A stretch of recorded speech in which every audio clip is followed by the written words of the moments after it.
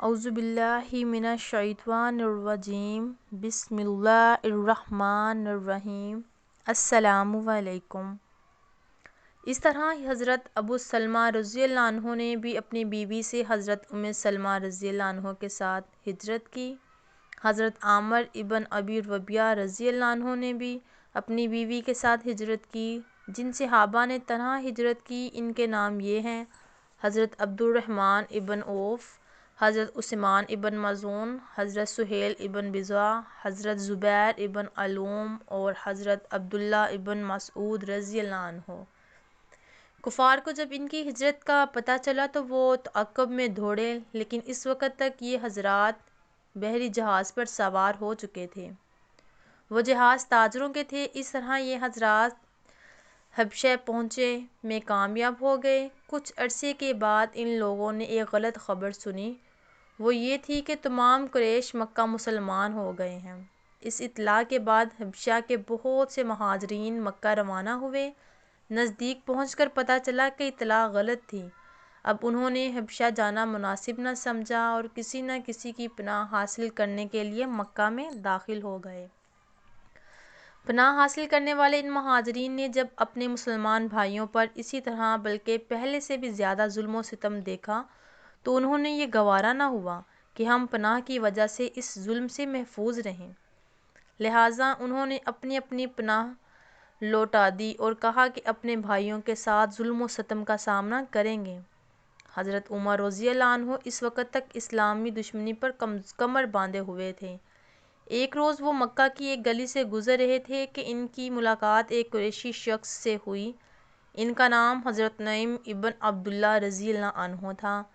یہ اس وقت تک اپنی قوم کے خوف سے اپنی اسلام کو چھپائے ہوئے تھے۔ حضرت عمر رضی اللہ عنہ کے ہاتھ میں تلوار تھی۔ یہ پریشان ہو گئے۔ ان سے پوچھا کہ کیا ارادہ ہے؟ وہ بولے، محمد صلی اللہ علیہ وآلہ وسلم کو قتل کرنے جا رہا ہوں، توبہ نعوذ باللہ۔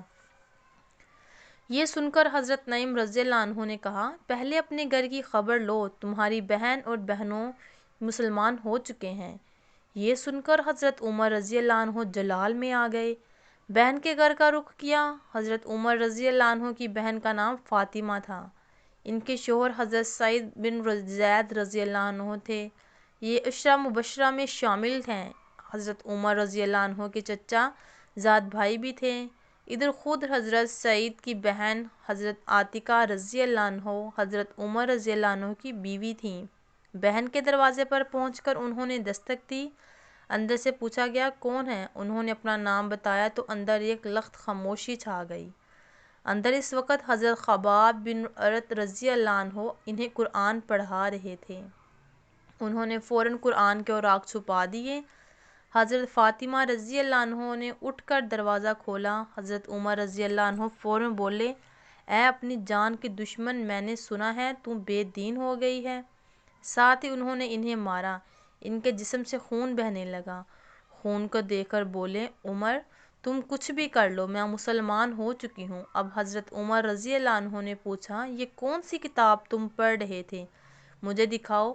حضرت فاطمہ رضی اللہ عنہ بولی، یہ کتاب تمہارے ہاتھ میں ہرگز نہیں دی جا سکتی، اس لیے کہ تم ناپاک ہو۔ پہلے غسل کر لو، پھر دکھائی جا سکتی ہے۔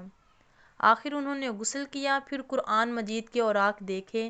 جیسے ہی ان کی نظر بسم اللہ الرحمن الرحیم پر پڑی، ان پر ہیبت طاری ہو گئی۔ آگے سورہ طٰہٰ تھی۔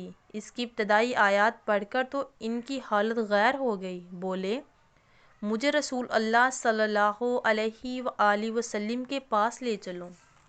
حضرت خباب بن ارت اور حضرت سعید بن زید رضی اللہ عنہ ادھر ادھر چھپے ہوئے تھے۔ ان کے الفاظ سن کر سامنے آ گئے۔ بعض روایات میں یہ آتا ہے کہ حضرت سعید بن زید رضی اللہ عنہ کو بھی حضرت عمر رضی اللہ عنہ نے مارا پیٹا تھا۔ اس کا مطلب ہی صرف حضرت خباب بن ارت رضی اللہ عنہ چھپے ہوئے تھے۔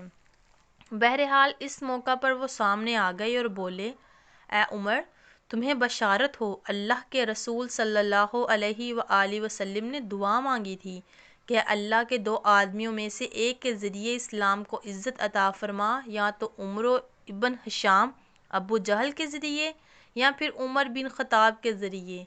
ایک روایت کے مطابق آپ صلی اللہ علیہ وسلم نے ارشاد فرمایا تھا، ان دونوں میں سے جو تجھے محبوب ہو اس کے ذریعے اسلام کو عزت عطا فرما۔ آپ صلی اللہ علیہ وسلم نے یہ دعا بدھ کے روز مانگی تھی۔ جمعرات کے روز یہ واقعہ پیش آیا۔ حضرت خباب بن ارت اور حضرت سعید بن زید رضی اللہ عنہ انہیں دار الارقم میں لے گئے۔ دروازے پر دستک دی گئی، اندر سے پوچھا گیا کون ہے؟ انہوں نے کہا عمر ابن خطاب۔ یہ بات حضور صلی اللہ علیہ وسلم کو بتائی گئی کہ دروازے پر عمر بن خطاب ہیں۔ آپ صلی اللہ علیہ وسلم نے ارشاد فرمایا دروازہ کھول دو، اگر اللہ تعالیٰ نے اس کے ساتھ خیر کا ارادہ فرمایا ہے تو ہدایت پا لے گا۔ دروازہ کھولا گیا، حضرت حمزہ رضی اللہ عنہ نے انہیں اندر آنے کی اجازت دی۔ پھر دو صحابہ نے انہیں دائیں بائیں سے پکڑ کر آپ صلی اللہ علیہ وسلم کی خدمت میں پہنچایا۔ آپ نے فرمایا انہیں چھوڑ دو۔ انہوں نے حضرت عمر رضی اللہ عنہ کو چھوڑ دیا۔ وہ نبی اکرم صلی اللہ علیہ وسلم کے سامنے بیٹھ گئے۔ آپ نے ان کے کرتے کا دامن پکڑ کر کہا، انہیں اپنی طرف کھینچا اور فرمایا اے ابن خطاب، اللہ کے لیے ہدایت کا راستہ اختیار کرو۔ انہوں نے فوراً کہا میں گواہی دیتا ہوں کہ اللہ تعالیٰ کے سوا کوئی معبود نہیں اور یہ کہ آپ اللہ کے رسول ہیں۔ ان کے یہ الفاظ سنتے ہی نبی اکرم صلی اللہ علیہ وسلم اور مسلمانوں نے خوشی سے بے تاب ہو کر اس قدر زور سے تکبیر کہی کہ مکہ کے گوشے گوشے تک یہ آواز پہنچ گئی۔ آپ نے 3 بار ان کے سینے پر ہاتھ مار کر فرمایا اے اللہ، عمر کے دل میں جو میل ہے اس کو نکال دے، عمر کے دل میں جو میل ہے اس کو نکال دے، عمر کے دل میں جو میل ہے اس کو نکال دے اور اس کی جگہ ایمان بھر دے۔ اس کے بعد حضرت عمر رضی اللہ عنہ قریش کے پاس پہنچے، انہیں بتایا کہ وہ اسلام لے آئے ہیں۔ قریش ان کے گرد جمع ہو گئے اور کہنے لگے لو عمر بھی بے دین ہو گیا۔ عتبہ بن ربیعہ آپ پر چھپاٹا، لیکن آپ نے اسے اٹھا کر زمین پر پٹک دیا، زمین کسی کو ان طرف بڑھنے کی جرأت نہ ہوئی۔ اس کے بعد آپ نے اعلان فرمایا اللہ کی قسم، آج کے بعد مسلمان اللہ تعالیٰ کی عبادت چھپ کر نہیں کریں گے۔ اس پر نبی اکرم صلی اللہ علیہ وسلم مسلمانوں کے ساتھ دار ارقم سے نکلے۔ حضرت عمر رضی اللہ عنہ تلوار ہاتھ میں لیے آگے آگے چل رہے تھے۔ وہ کہتے جا رہے تھے لا الہ الا اللہ محمد الرسول اللہ، یہاں تک کہ سب حرم میں داخل ہو گئے۔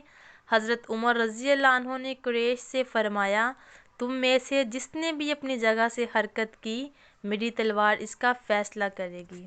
اس طرح حضرت عمر رضی اللہ عنہ نے اسلام قبول فرمایا۔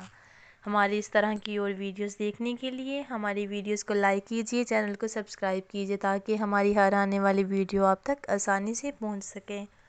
خدا حافظ۔